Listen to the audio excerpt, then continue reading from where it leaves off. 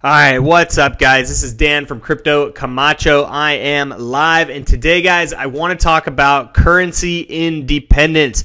So, guys, on May 25th, John McAfee on Twitter posted a declaration of currency independence.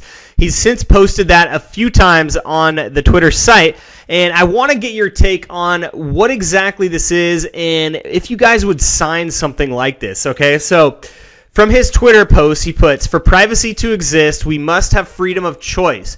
We do not have that in cryptocurrency. We have written the founding document of the crypto movement, the Declaration of Currency Independence. Please read it and sign it on the blockchain, a first." And when you click on this link, it actually takes you to a website called currencyindependence.com, Declaration of Currency Independence. And it's in a multiple language, and it's essentially a form of or a document of independence, a declaration of independence that cryptocurrencies should be free, that people in the world should be free to buy, sell, trade, and do whatever they will with cryptocurrencies.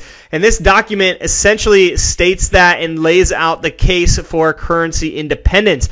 And the unique thing, the interesting thing about this is that if you were to sign this declaration of currency independence, which you can do right here on the website, it is essentially your signature is locked in stone or locked in the blockchain forever. So if you sign the document, you're essentially agreeing to, and with a binding form of document, you're actually agreeing in terms of what John McAfee is saying right here. And I'm curious, would you guys actually sign this document? Would you sign this declaration of currency independence given everything going on in the world, right? We know that the SEC is looking at cryptocurrencies very, very hard. We know that they're going to likely put restrictions and or ban certain types of cryptocurrencies. They're looking right now to determine whether or not cryptocurrencies are defined as securities, right? And if they are defined as securities, then there will be a whole host of regulations that come along with the securities as cryptocurrencies are labeled such, right? Now, many people disagree with this and say that, cryptocurrencies are not securities. They should not be regulated the same way as other assets or other securitized assets in the marketplace, because cryptocurrencies just do not fulfill kind of the same requirements that securities do fulfill. And so what I'm wondering is, would you sign this declaration of currency independence? And let's look through this a little bit. Let's read through it just a little bit, because this is, I think, very, very important. And I think it's a very smart marketing tactic from the McAfee team. Two, I think it is going to be something used in the future to really basically push to governments, to banks, to central banks and third parties that there are a certain number of people in the world, in the population, that want currency independence in the form of cryptocurrency, blockchain, and other similar types of protocols and technologies, guys. So would you sign this? Would you put your name on this? And would you agree to this currency declaration of independence? Okay.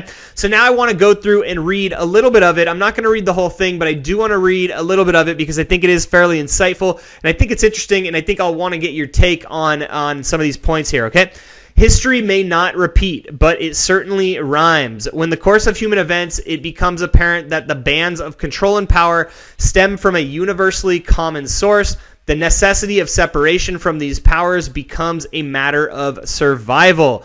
For as long as the printing press has existed, the whole of civilization has quietly fallen under the influence of sovereign entities with the ability to control the value of expended work through the manipulation and control of currency.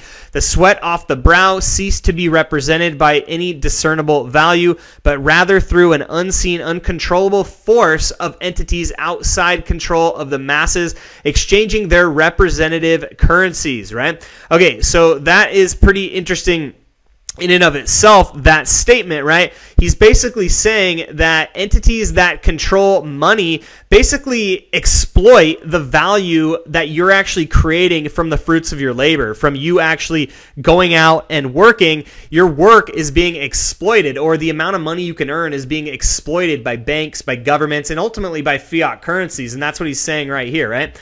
Okay, so next, let's see. The expenditure of energy by man, machine, and nature is the sole source of value. And he's saying this because the banks have inflated currencies so much, they've printed currencies so much that they've essentially devalued the currencies and ultimately devalued or diminished the value and utility of your actual physical work that you put forth, right? Because every time you work, you earn fiat currencies. If fiat currencies are devalued, then the amount of work you're putting in, the value of your work is also being devalued, right? And that's what he's saying right here.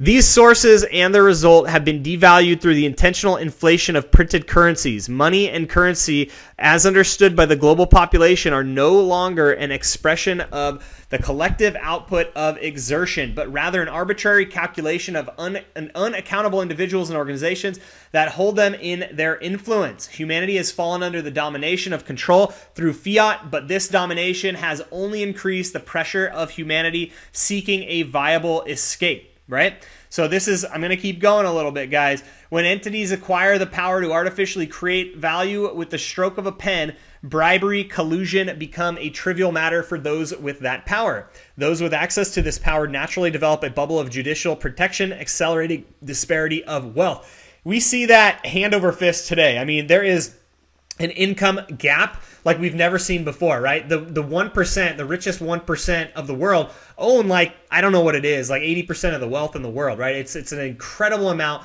of money that the 1% elites own, and that's what's being called out right here in this document, right?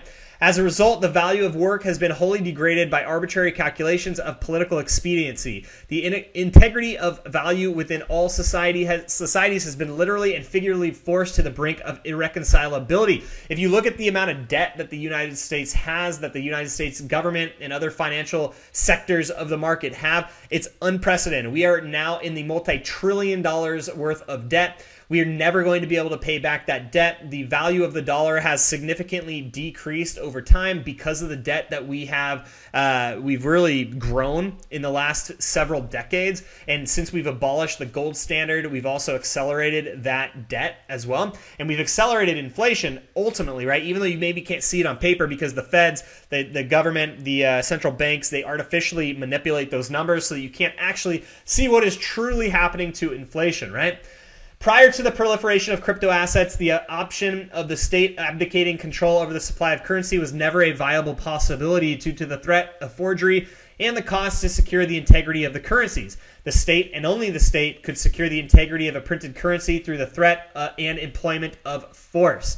The maintenance of this integrity as a noble cause and necessary to the stability of a state, because it ensured the exchange of a value could be trusted. However, the maintenance of that integrity has, and is fundamentally manipulated, right? So the only backing that any currency have is the good faith in the folks that are going to pay back that currency. Like, what's it backed by, right? The U.S. government used to back fiat currency or U.S. dollars in gold, which they no longer do. They abolished that, I believe, in the 70s or, 70s, I believe. They abolished the gold standard. And now it's essentially backed by nothing but the good word of the United States government, right? Which we all know how good that word is, right? It's fucked up. All right. Where value was once proved by the strength of the state at the end of a barrel, a gun, humans have developed, demonstrated, and proliferated a technology capable of proving value through the expenditure of electricity via the irrevocable proof of math. Such a concept has never been accomplished prior to the initiation of the Bitcoin blockchain, right? Pretty interesting, guys. I'm going to pause it. We are not declaring independence from state-controlled currency. We are declaring controlled currencies through fiat have been rendered obsolete.